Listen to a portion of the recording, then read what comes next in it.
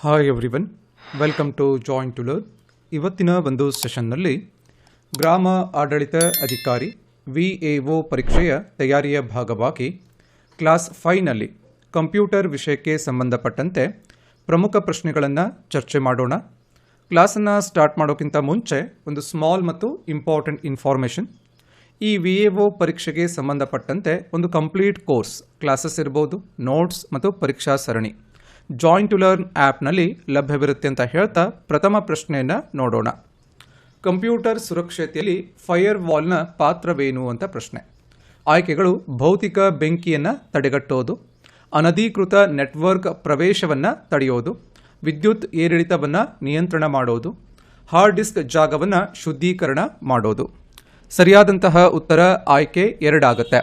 ಈ computer ಸುರಕ್ಷತೆಯಲ್ಲಿ fire ವಾಲ್ನ roll ಏನು ಅಂದರೆ ಅನಧಿಕೃತ ನೆಟ್ವರ್ಕ್ ಪ್ರವೇಶವನ್ನು ತಡೆಗಟ್ಟೋದು ಇದರ ಪ್ರಮುಖ ಕೆಲಸ ಆಗುತ್ತೆ. ಫೈರ್ ವಾಲ್ ಅನ್ನೋದು ಒಂದು ನೆಟ್ವರ್ಕ್ ಭದ್ರತಾ ಸಿಸ್ಟಮ್ ಆಗುತ್ತೆ, ನೆಟ್ವರ್ಕ್ ಭದ್ರತಾ ವ್ಯವಸ್ಥೆ ಆಗುತ್ತೆ. ಇದು ಮುಂಚಿತವಾಗಿ ನಿಗದಿಪಡಿಸಿದ ಸುರಕ್ಷತಾ ನಿಯಮಗಳ ಆಧಾರದ ಮೇಲೆ ಇನ್ಕಮಿಂಗ್ ಮತ್ತು ಔಟ್ಗೋಯಿಂಗ್ ನೆಟ್ವರ್ಕ್ ಟ್ರಾಫಿಕ್ ಅನ್ನು ನಿಯಂತ್ರಣ ಮಾಡುತ್ತೆ. ಸೊ ಬರುವಂತಹ ಮತ್ತು ಹೋಗುವಂತಹ ಈ ಒಂದು ನೆಟ್ವರ್ಕ್ ಟ್ರಾಫಿಕ್ ಅನ್ನು ಈ ಒಂದು ಫೈರ್ ವಾಲ್ ನಿಯಂತ್ರಣ ಮಾಡುತ್ತೆ. ಇದು ಅನಧಿಕೃತ ಪ್ರವೇಶವನ್ನು ತಡೆಯುವ ಮೂಲಕ ಕಂಪ್ಯೂಟರ್ ಅಥವಾ ನೆಟ್ವರ್ಕ್ ಅನ್ನು ಸುರಕ್ಷಿತವಾಗಿ ಇಡುತ್ತೆ. ಬಹಳ ಇಂಪಾರ್ಟೆಂಟ್ ಆಗುತ್ತೆ ನಿಮ್ಮ ಎಕ್ಸಾಮ್ ದೃಷ್ಟಿಯಿಂದ. ಮುಂದಿನ ಪ್ರಶ್ನೆ: ಆಪ್ಟಿಕಲ್ ಕ್ಯಾರೆಕ್ಟರ್ ರೆಕಗ್ನೈಸೇಷನ್ ಸಾಫ್ಟ್ವೇರ್ ಯಾವ ಕಾರ್ಯವನ್ನು ನಿರ್ವಹಿಸುತ್ತದೆ ಅಂತ ಪ್ರಶ್ನೆ. ಆಯ್ಕೆಗಳು: ಧ್ವನಿಯನ್ನು ಪಠ್ಯಕ್ಕೆ ಪರಿವರ್ತನೆ ಮಾಡುತ್ತೆ, ಮುದ್ರಿತ ಪಠ್ಯವನ್ನು ಯಂತ್ರ ಮಷಿನ್ ಓದಬಲ್ಲ ಪಠ್ಯಕ್ಕೆ ಕನ್ವರ್ಟ್ ಮಾಡುತ್ತೆ, ಕೈ ಬರಹವನ್ನು ಗುರುತಿಸುತ್ತೆ, ಚಿತ್ರಗಳನ್ನು ಸಂಪಾದಿಸುತ್ತೆ. ಸರಿಯಾದಂತಹ ಉತ್ತರ ಆಯ್ಕೆ 2 ಆಗುತ್ತೆ. ಆಪ್ಟಿಕಲ್ ಕ್ಯಾರೆಕ್ಟರ್ ರೆಕಗ್ನೈಸೇಷನ್ ಇದರ ಕೆಲಸ ಏನು ಅಂತಂದರೆ ಮುದ್ರಿತ ಪಠ್ಯವನ್ನು ಯಂತ್ರ ಓದಬಲ್ಲ ಪಠ್ಯಕ್ಕೆ ಕನ್ವರ್ಟ್ ಮಾಡುತ್ತೆ, ಪರಿವರ್ತನೆ ಮಾಡುತ್ತೆ. ಫುಲ್ ಫಾರ್ಮ್ ಕೂಡ ಕೇಳ್ತಾರೆ, OCR ಅಂದರೆ ಏನು ಅಂತ. ಆಪ್ಟಿಕಲ್ ಕ್ಯಾರೆಕ್ಟರ್ ರೆಕಗ್ನೈಸೇಷನ್ ಅನ್ನೋದು ಫುಲ್ ಫಾರ್ಮ್ ಆಗುತ್ತೆ. ಇದು ಸ್ಕ್ಯಾನ್ ಮಾಡಿದ ಡಾಕ್ಯುಮೆಂಟ್ಗಳಿರ್ಬೋದು, PDF ಫೈಲ್, ಫೋಟೋಗಳಲ್ಲಿನ ಮುದ್ರಿತ ಪಠ್ಯವನ್ನು ಗುರುತಿಸಿ ರೆಕಗ್ನೈಸ್ ಮಾಡಿ ಅದನ್ನು ಸಂಪಾದಿಸಬಹುದಾದ ಅಥವಾ ಹುಡುಕಬಹುದಾದ ಪಠ್ಯ ಡೇಟಾವಾಗಿ ಕನ್ವರ್ಟ್ ಮಾಡುತ್ತೆ. ಇದು ಕಾಗದದ ದಾಖಲೆಗಳನ್ನು ಡಿಜಿಟಲೈಸೇಷನ್ ಮಾಡೋಕೆ ಸಹಾಯವನ್ನು ಮಾಡುತ್ತೆ. ಬಹಳ ಇಂಪಾರ್ಟೆಂಟ್ ಆಗುತ್ತೆ. OCR ಅಂದರೆ ಏನು ಅಂತ ಕೇಳ್ತಾರೆ. ಮುಂದಿನ ಪ್ರಶ್ನೆ: ಕಂಪ್ಯೂಟರ್ ನೆಟ್ವರ್ಕಿಂಗ್ನಲ್ಲಿ ಪ್ಯಾಕೆಟ್ ಅಂದರೆ ಏನು ಅಂತ ಪ್ರಶ್ನೆ. ಆಯ್ಕೆಗಳು: ಒಂದು ರೀತಿಯ ಕೇಬಲ್, ನೆಟ್ವರ್ಕ್ ಸಾಧನ, ರವಾನೆಯಾಗುವ ಮಾಹಿತಿಯ ಸಣ್ಣ ಘಟಕ, ವೆಬ್ಸೈಟ್. ಸರಿಯಾದಂತಹ ಉತ್ತರ ಆಯ್ಕೆ 3 ಆಗುತ್ತೆ. ಈ ಕಂಪ್ಯೂಟರ್ ನೆಟ್ವರ್ಕಿಂಗ್ನಲ್ಲಿ ಪ್ಯಾಕೆಟ್ ಅಂದರೆ ರವಾನೆಯಾಗುವಂತಹ ಒಂದು ಮಾಹಿತಿಯ ಸಣ್ಣ ಘಟಕಕ್ಕೆ ಪ್ಯಾಕೆಟ್ ಅಂತ ಹೇಳಿ ಕರೀತಾರೆ. ಅಂದರೆ ನೆಟ್ವರ್ಕ್ ಮೂಲಕ ಡೇಟಾವನ್ನು ನಾವೇನು ಮಾಡ್ತೀವಿ, ರವಾನೆ ಮಾಡ್ತೀವಿ, ಟ್ರಾನ್ಸ್ಫರ್ ಮಾಡ್ತೀವಿ.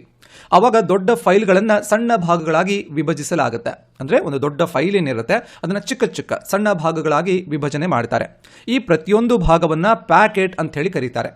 ಪ್ರತಿಯೊಂದು ಪ್ಯಾಕೆಟ್ ವಿಳಾಸದ ಮಾಹಿತಿಯನ್ನು, ಅದರ ಸೋರ್ಸನ್ನು ಮತ್ತು ಡೆಸ್ಟಿನೇಷನನ್ನು ಹೊಂದಿರುತ್ತೆ. ಇದು ನೆಟ್ವರ್ಕ್ನಲ್ಲಿ ಸರಿಯಾದ ಒಂದು ಗಮ್ಯಸ್ಥಾನ ಅಂತಂದರೆ ಸರಿಯಾದ ಲೊಕೇಶನ್ಗೆ ತಲುಪೋಕೆ ಸಹಾಯವನ್ನು ಮಾಡುತ್ತೆ. ಮತ್ತು ದಕ್ಷ ಹಾಗೂ ವಿಶ್ವಾಸಾರ್ಹ ಡೇಟಾ ವರ್ಗಾವಣೆಗೂ ಕೂಡ ಇದು ಕಾರಣ ಆಗುತ್ತೆ. ಮುಂದಿನ ಪ್ರಶ್ನೆ: ಹೈಪರ್ ಟ್ರಾನ್ಸ್ಪೋರ್ಟ್ ತಂತ್ರಜ್ಞಾನವು ಯಾವುದಕ್ಕೆ ಸಂಬಂಧಿಸಿದೆ ಅಂತ ಪ್ರಶ್ನೆ.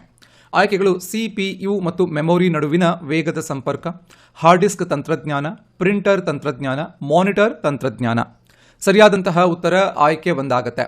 ಹೈಪರ್ ಟ್ರಾನ್ಸ್ಪೋರ್ಟ್ ಟೆಕ್ನಾಲಜಿ ಏನಿದೆ ಇದು CPU ಮತ್ತು ಮೆಮೊರಿ ನಡುವಿನ ವೇಗದ ಸಂಪರ್ಕಕ್ಕೆ ಸಂಬಂಧಪಡುತ್ತೆ. ಹೈಪರ್ ಟ್ರಾನ್ಸ್ಪೋರ್ಟ್ ಎಂಬುದು AMD ಪ್ರೊಸೆಸರ್ಗಳಲ್ಲಿ ಬಳಸಲಾಗುವಂತಹ ಹೆಚ್ಚಿನ ವೇಗದ ಮತ್ತು ಲೋ ಲ್ಯಾಟೆನ್ಸಿ ಹೊಂದಿರುವ ಒಂದು ಬಸ್ ಟೆಕ್ನಾಲಜಿ ಆಗುತ್ತೆ. ಇದು ಪ್ರೊಸೆಸರ್ ಮತ್ತು RAM ಹಾಗೂ ಇತರೆ ಘಟಕಗಳ ನಡುವೆ ತ್ವರಿತವಾಗಿ ವೇಗವಾಗಿ ಡೇಟಾ ವರ್ಗಾವಣೆಯನ್ನು ಒಂದು ಪಾಸಿಬಲ್ ಮಾಡುತ್ತೆ, ಡೇಟಾ ವರ್ಗಾವಣೆಯನ್ನು ಅಚೀವ್ ಮಾಡುತ್ತೆ. ಇದು ಸಿಸ್ಟಮ್ನ ಒಟ್ಟಾರೆ ಒಂದು ಕಾರ್ಯಕ್ಷಮತೆಯನ್ನು, ಒಟ್ಟಾರೆ ಕೆಲಸವನ್ನು ಇದು ಹೆಚ್ಚಿಸುತ್ತೆ. ಮುಂದಿನ ಪ್ರಶ್ನೆ: ಸಾಫ್ಟ್ವೇರ್ ಪೈರಸಿ ಅಂದರೆ ಏನು ಅಂತ ಪ್ರಶ್ನೆ. ಆಯ್ಕೆಗಳು: ಸಾಫ್ಟ್ವೇರ್ ಅನ್ನು ಅಭಿವೃದ್ಧಿಪಡಿಸುವಂತಹ ಒಂದು ಪ್ರಕ್ರಿಯೆ, ಸಾಫ್ಟ್ವೇರ್ ಅನ್ನು ಪರವಾನಗಿ ಇಲ್ಲದೆ ನಕಲಿಸುವುದು ಮತ್ತು ವಿತರಿಸುವುದು, ಸಾಫ್ಟ್ವೇರ್ನಲ್ಲಿ ದೋಷಗಳನ್ನು ಕಂಡುಹಿಡಿಯೋದು, ಸಾಫ್ಟ್ವೇರ್ ಅನ್ನು ಅಪ್ಡೇಟ್ ಮಾಡೋದು. ಸರಿಯಾದಂತಹ ಉತ್ತರ ಆಯ್ಕೆ 2 ಆಗುತ್ತೆ. ಈ ಒಂದು ಸಾಫ್ಟ್ವೇರ್ ಪೈರಸಿ ಅಂದರೆ ಏನು ಅಂದರೆ ಸಾಫ್ಟ್ವೇರ್ ಅನ್ನು ಅದರ ಪರ್ಮಿಷನ್ ಇಲ್ಲದೆ, ಅದರ ಓನರ್ ಪರ್ಮಿಷನ್ ಇಲ್ಲದೆ ಅದನ್ನು ಕಾಪಿ ಮಾಡೋದು, ನಕಲಿಸೋದು ಅಥವಾ ಅದನ್ನು ವಿತರಣೆ ಮಾಡೋದಕ್ಕೆ ಸಾಫ್ಟ್ವೇರ್ ಪೈರಸಿ ಅಂತ ಹೇಳಿ ಕರಿತೀವಿ.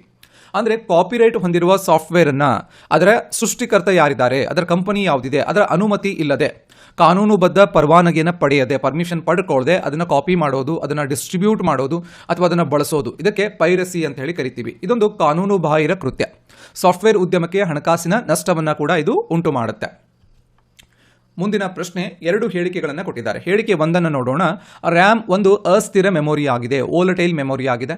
ಇದಕ್ಕೆ ರೀಸನ್ ಕೊಟ್ಟಿದ್ದಾರೆ, ಕಾರಣ ಕಂಪ್ಯೂಟರ್ ಆಫ್ ಆದಾಗ ರ್ಯಾಮ್ನಲ್ಲಿನ ಡೇಟಾ ಅಳಿಸಿ ಹೋಗುತ್ತದೆ ಅಂತ ಪ್ರಶ್ನೆ. ಸೊ ಇಲ್ಲಿ ಸರಿಯಾದಂತಹ ಉತ್ತರ ಆಯ್ಕೆ 1 ಆಗುತ್ತೆ.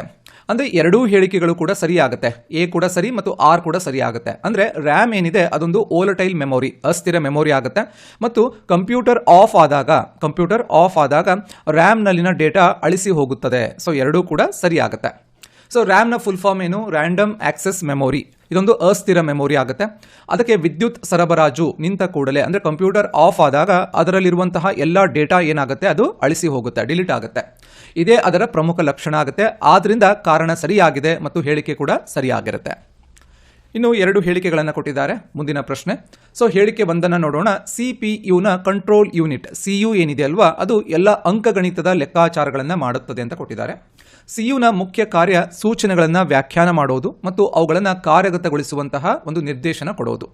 ಇಲ್ಲಿ ಸರಿಯಾದಂತಹ ಉತ್ತರ ಆಯ್ಕೆ 4 ಆಗುತ್ತೆ. ಎ ತಪ್ಪಾಗುತ್ತೆ. ಯಾಕಂದರೆ CPUನ ಕಂಟ್ರೋಲ್ ಯೂನಿಟ್ ಏನಿದೆ ಅದು ಎಲ್ಲ ಅಂಕಗಣಿತದ ಲೆಕ್ಕಾಚಾರಗಳನ್ನು ಮಾಡೋದಿಲ್ಲ. ಸೊ ಇಲ್ಲಿ ಹೇಳಿಕೆ 1 ಏನಿದೆ ಅದು ತಪ್ಪಾಗುತ್ತೆ. ಇಲ್ಲಿ ಆರ್ ಏನಿದೆ ಅದು ಸರಿಯಾಗುತ್ತೆ. CUನ ಮುಖ್ಯ ಕಾರ್ಯ ಏನಿದೆ ಅದು ಸೂಚನೆಗಳನ್ನು ವ್ಯಾಖ್ಯಾನ ಮಾಡೋದು ಮತ್ತು ಅವುಗಳನ್ನು ನಿರ್ದೇಶನ ಮಾಡೋದಾಗುತ್ತೆ. ಬಟ್ ಇಲ್ಲಿ ಏನಂತಂದ್ರೆ ಅಂಕಗಣಿತದ ಲೆಕ್ಕಾಚಾರಗಳನ್ನು CU ಮಾಡೋದಿಲ್ಲ, ಅದು ALU ಮಾಡುತ್ತೆ. ಅರ್ಥಮೆಟಿಕ್ ಲಾಜಿಕ್ ಯೂನಿಟ್ ಏನಿದೆ ಅದು ಮಾಡುತ್ತೆ. ಸೊ CU ಏನಿದೆ ಅದು ಪ್ರೊಸೆಸರ್ನ ಕಂಟ್ರೋಲ್ ಸೆಂಟರ್ ಆಗಿದ್ದು ಮೆಮೊರಿಯಿಂದ ಸೂಚನೆಗಳನ್ನು ಪಡೆದು ಅವುಗಳನ್ನು ವ್ಯಾಖ್ಯಾನ ಮಾಡುತ್ತೆ. ಮುಂದಿನ ಪ್ರಶ್ನೆ, ಹೇಳಿಕೆ 1 ನೋಡೋಣ. ಹಾರ್ಡ್ ಡಿಸ್ಕ್ ಡ್ರೈವ್ ಒಂದು ದ್ವಿತೀಯಕ ಸ್ಟೋರೇಜ್ ಸಾಧನ, ಒಂದು ಸೆಕೆಂಡರಿ ಸ್ಟೋರೇಜ್ ಡಿವೈಸ್ ಆಗುತ್ತೆ. HDD ಶಾಶ್ವತವಾಗಿ ಡೇಟಾವನ್ನು ಸಂಗ್ರಹಿಸುತ್ತದೆ ಮತ್ತು ಅಸ್ಥಿರವಲ್ಲದ ಮೆಮೊರಿ ಆಗಿದೆ ಅಂತ ಪ್ರಶ್ನೆ. ಸರಿಯಾದಂತಹ ಉತ್ತರ ಆಯ್ಕೆ 1 ಆಗುತ್ತೆ. ಎ ಸರಿ ಆಗುತ್ತೆ. ಇಲ್ಲಿ ಹಾರ್ಡ್ ಡಿಸ್ಕ್ ಡ್ರೈವ್ ಏನಿದೆ ಅದು ಸೆಕೆಂಡರಿ ಸ್ಟೋರೇಜ್ ಡಿವೈಸ್ ಆಗುತ್ತೆ ಮತ್ತು HDD ಏನಿದೆ, ಹಾರ್ಡ್ ಡಿಸ್ಕ್ ಡ್ರೈವ್ ಏನಿದೆ ಅದು ಶಾಶ್ವತವಾಗಿ ಡೇಟಾವನ್ನು ಸಂಗ್ರಹಣೆ ಮಾಡುತ್ತೆ, ಅದು ಅಸ್ಥಿರವಲ್ಲದ ಒಂದು ಮೆಮೊರಿ ಆಗುತ್ತೆ. ಸೊ 2 ಕೂಡ ಸರಿ ಆಗುತ್ತೆ. ಹಾರ್ಡ್ ಡಿಸ್ಕ್ ಏನಿದೆ ಅದು ಪ್ರಾಥಮಿಕ ಮೆಮೊರಿ ಅಲ್ಲ, ಯಾವ ರೀತಿ ರ್ಯಾಮ್ ಆಗಿರ್ಬೋದು, ರಾಮ್ ಆಗಿರ್ಬೋದು, 2 ಕೂಡ ಒಂದು ಪ್ರೈಮರಿ ಮೆಮೊರಿ ಆಗುತ್ತೆ. ಇಲ್ಲಿ ಹಾರ್ಡ್ ಡಿಸ್ಕ್ ಡ್ರೈವ್ ಏನಿದೆ ಅದು ಸೆಕೆಂಡರಿ ಸ್ಟೋರೇಜ್ ಡಿವೈಸ್ ಆಗುತ್ತೆ ಮತ್ತು ನಾನ್ ವೋಲಟೈಲ್ ಮೆಮೊರಿ ಆಗುತ್ತೆ. ಇವನ್ ಕಂಪ್ಯೂಟರ್ ಆಫ್ ಆದಾಗ ಕೂಡ ಡೇಟಾವನ್ನು ಅದು ಉಳಿಸಿಕೊಳ್ಳುತ್ತೆ. ಆದ್ರಿಂದ ಇಲ್ಲಿ ಕಾರಣ ಕೂಡ ಹೇಳಿಕೆಗೆ ಸರಿಯಾಗಿ ಸಮರ್ಥನೆ ಕೊಡುತ್ತೆ. ಮುಂದಿನ ಪ್ರಶ್ನೆ, ಆಪರೇಟಿಂಗ್ ಸಿಸ್ಟಮ್ ಒಂದು ಅಪ್ಲಿಕೇಶನ್ ಸಾಫ್ಟ್ವೇರ್ ಆಗಿದೆ. ಆಪರೇಟಿಂಗ್ ಸಿಸ್ಟಮ್ ಬಳಕೆದಾರರು ಮತ್ತು ಕಂಪ್ಯೂಟರ್ ಹಾರ್ಡ್ವೇರ್ ನಡುವೆ ಸೇತುವೆಯಾಗಿ ಕಾರ್ಯವನ್ನು ನಿರ್ವಹಿಸುತ್ತದೆ. ಇಲ್ಲಿ ಸರಿಯಾದಂತಹ ಉತ್ತರ ಆಯ್ಕೆ 4 ಆಗುತ್ತೆ. ಎ ತಪ್ಪಾಗುತ್ತೆ, ಆರ್ ಸರಿಯಾಗುತ್ತೆ. ಆಪರೇಟಿಂಗ್ ಸಿಸ್ಟಮ್ ಏನಿದೆ ಅದು ಅಪ್ಲಿಕೇಶನ್ ಸಾಫ್ಟ್ವೇರ್ ಅಲ್ಲ, ಇದು ರಾಂಗ್ ಆಗುತ್ತೆ. ಆಪರೇಟಿಂಗ್ ಸಿಸ್ಟಮ್ ಏನು ಮಾಡುತ್ತೆ, ಬಳಕೆದಾರ ಮತ್ತು ಕಂಪ್ಯೂಟರ್ ಹಾರ್ಡ್ವೇರ್ ನಡುವೆ ಒಂದು ಬ್ರಿಡ್ಜ್ ಆಗಿ ಕೆಲಸ ಮಾಡುತ್ತೆ. ಸೊ ಆರ್ ಸರಿಯಾಗಿದೆ. ಸೊ ಇಲ್ಲಿ ಆಪರೇಟಿಂಗ್ ಸಿಸ್ಟಮ್ ಏನಿದೆ ಅದೊಂದು ಸಿಸ್ಟಮ್ ಸಾಫ್ಟ್ವೇರ್ ಆಗುತ್ತೆ, ಅಪ್ಲಿಕೇಶನ್ ಸಾಫ್ಟ್ವೇರ್ ಅಲ್ಲ, ಅದೊಂದು ಸಿಸ್ಟಮ್ ಸಾಫ್ಟ್ವೇರ್ ಆಗುತ್ತೆ. ಸೊ ಇನ್ನು OSನ ಮೂಲಕ ಕಾರ್ಯ ಬಳಕೆದಾರರು ಮತ್ತು ಅಪ್ಲಿಕೇಶನ್ಗಳ ಹಾರ್ಡ್ವೇರ್ನೊಂದಿಗೆ ಒಂದು ಸಂವಹನ ನಡೆಸೋಕೆ, ಕಮ್ಯುನಿಕೇಟ್ ಮಾಡೋಕೆ ಒಂದು ಅನುವನ್ನು ಮಾಡಿ ಕೊಡುತ್ತೆ. ಮುಂದಿನ ಪ್ರಶ್ನೆ, ಮೊದಲನೇ ಜನರೇಷನ್ ಕಂಪ್ಯೂಟರ್ಗಳು ವ್ಯಾಕ್ಯೂಮ್ ಟ್ಯೂಬ್ಗಳನ್ನು ಬಳಸುತ್ತಿದ್ದವು. ವ್ಯಾಕ್ಯೂಮ್ ಟ್ಯೂಬ್ಗಳು ಶಾಖವನ್ನು ಹೆಚ್ಚು ಉತ್ಪಾದಿಸುತ್ತಿದ್ದವು ಮತ್ತು ಅವು ಭಾರವಾಗಿದ್ದವು. ಸರಿಯಾದಂತಹ ಉತ್ತರ ಆಯ್ಕೆ 1 ಆಗುತ್ತೆ. 2 ಕೂಡ ಸರಿಯಾಗುತ್ತೆ. ಫಸ್ಟ್ ಜನರೇಷನ್ ಕಂಪ್ಯೂಟರ್ನಲ್ಲಿ ವ್ಯಾಕ್ಯೂಮ್ ಟ್ಯೂಬ್ಗಳನ್ನು ಬಳಸ್ತಾ ಇದ್ರು ಮತ್ತು ವ್ಯಾಕ್ಯೂಮ್ ಟ್ಯೂಬ್ಗಳೇನಿದ್ವಲ್ಲ ಇವು ಶಾಖವನ್ನು ಹೆಚ್ಚು ಉತ್ಪಾದನೆ ಮಾಡ್ತಾ ಇದ್ವು ಮತ್ತು ಭಾರವಾಗಿದ್ವು ಕೂಡ. ಸೊ 2 ಕೂಡ ಸರಿಯಾಗುತ್ತೆ. ಸೊ 1940 to 1950 ಈ ಒಂದು ಅವಧಿಯಲ್ಲಿ ಫಸ್ಟ್ ಜನರೇಷನ್ ಕಂಪ್ಯೂಟರ್ ಬಳಸ್ತಾ ಇದ್ರು. ಇದರ ವಿಶೇಷತೆ ಏನು ಅಂದರೆ ವ್ಯಾಕ್ಯೂಮ್ ಟ್ಯೂಬ್ಗಳನ್ನು ಎಲೆಕ್ಟ್ರಾನಿಕ್ ಘಟಕಗಳಾಗಿ ಇದರಲ್ಲಿ ಬಳಸ್ತಾ ಇದ್ರು. ವ್ಯಾಕ್ಯೂಮ್ ಟ್ಯೂಬ್ಗಳನ್ನು ಅವುಗಳು ಹೆಚ್ಚಿನ ಶಾಖವನ್ನು ಉತ್ಪಾದನೆ ಮಾಡ್ತಾ ಇದ್ವು ಮತ್ತು ಇವನ್ ಬೇಗ ಹಾಳಾಗ್ತಾ ಇದ್ವು ಮತ್ತು ಬೃಹತ್ ಗಾತ್ರವನ್ನು ಹೊಂದಿದ್ವು. ಈ ಒಂದು ಫಸ್ಟ್ ಜನರೇಷನ್ ಕಂಪ್ಯೂಟರ್ನ ಒಂದು ಕ್ಯಾರೆಕ್ಟರ್ಸ್ ಏನು ಅಂದರೆ ವ್ಯಾಕ್ಯೂಮ್ ಟ್ಯೂಬನ್ನು ಬಳಸ್ತಾ ಇದ್ರು ಮತ್ತು ಬೇಗ ಹಾಳಾಗ್ತಾ ಇದ್ವು ಮತ್ತು ಅವುಗಳಲ್ಲಿ ಬೃಹತ್ ಗಾತ್ರವನ್ನು ಕೂಡ ಹೊಂದಿದ್ವು. ಇದೇ ಅವುಗಳ ಅನಾನುಕೂಲತೆಗಳಿಗೆ ಕಾರಣ ಆಗಿತ್ತು. ಆದ್ದರಿಂದ ಇಲ್ಲಿ 2 ಕೂಡ, ಈ ಪ್ರಶ್ನೆಯಲ್ಲಿ 2 ಸ್ಟೇಟ್ಮೆಂಟ್ಗಳು ಸರಿಯಾಗುತ್ತೆ. ಸೊ ಇವಿಷ್ಟು ಇವತ್ತಿನ ಕ್ಲಾಸ್ನ ಡಿಸ್ಕಷನ್ ಪ್ಲಸ್ ಇನ್ಫಾರ್ಮೇಷನ್ ಆಗಿರುತ್ತೆ. ಮತ್ತೆ ಮುಂದಿನ ಸೆಷನ್ನಲ್ಲಿ ಕಂಪ್ಯೂಟರ್ ವಿಷಯಕ್ಕೆ ಸಂಬಂಧಪಟ್ಟಂತೆ ಮತ್ತಷ್ಟು ಪ್ರಶ್ನೆಗಳನ್ನು ಚರ್ಚೆ ಮಾಡೋಣ ಅಂತ ಹೇಳ್ತಾ ತಮಗೆಲ್ಲರಿಗೂ ಧನ್ಯವಾದಗಳು.